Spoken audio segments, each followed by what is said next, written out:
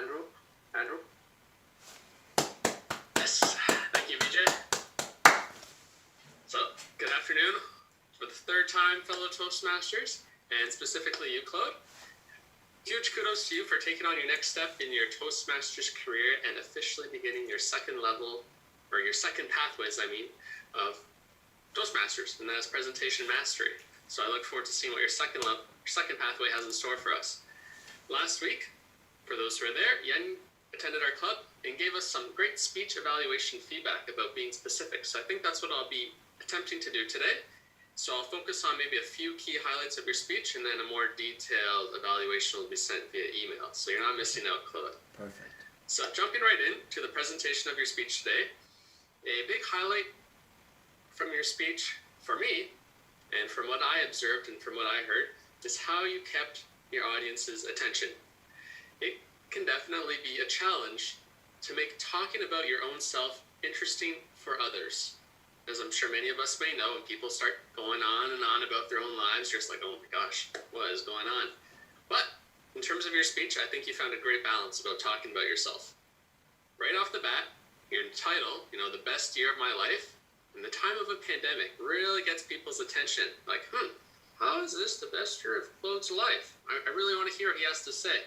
You grab us in with your title and your intro, and once you have us, you keep us there. And I found you did so by being very deliberate and very articulate with your words.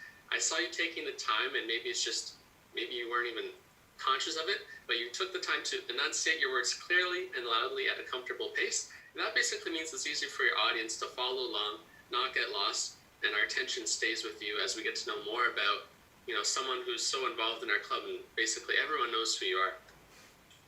Not necessarily a weakness of the presentation per se, but let's say to elevate your speech to next level is one thing I'd like to see is maybe create more of a added emotional connection with the audience while you discuss about yourself in terms of your dreams, your aspirations, just so we can maybe more relate with you.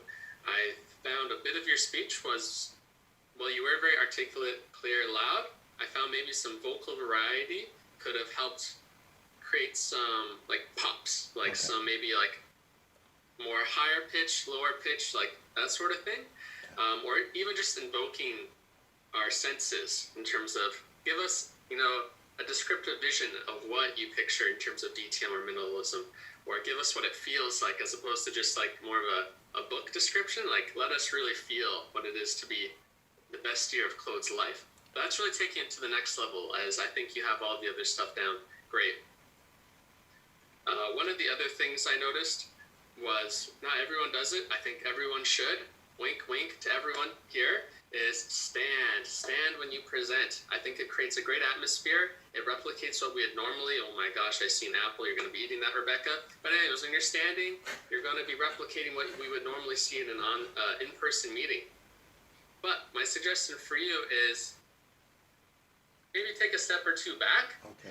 Because it gives us I'm wearing a blanket because it's cold in my room. But essentially what it does is it gives us a better sense of your body gesture and opens up the possibilities of what you can do with us. I saw you trying to use a lot of great hand gestures, maybe a bit too much. I saw a bit of hand waving, but what we see is only the top part. And so I think by standing back, you really open up more possibilities. Okay. I'm zooming by. In terms of the objective of your speech, I guess I'd like to ask the audience a quick question. Who here, after hearing Claude's speech, thinks they got to know Claude better? Oh, cool. So don't take my word for it, Claude. Take their word. We got to know you better. I think you achieved the objective of your speech in terms of us learning about your DTM goal as well as your minimalist lifestyle. And so I think you're on the right track with your second pathway, and I'm very excited to see what has in store for us. Thank you for presenting to us today, and back to you, Vijay. Thank you. Thank you, Andrew, for the very detailed report. And next, I would like to ask Fraser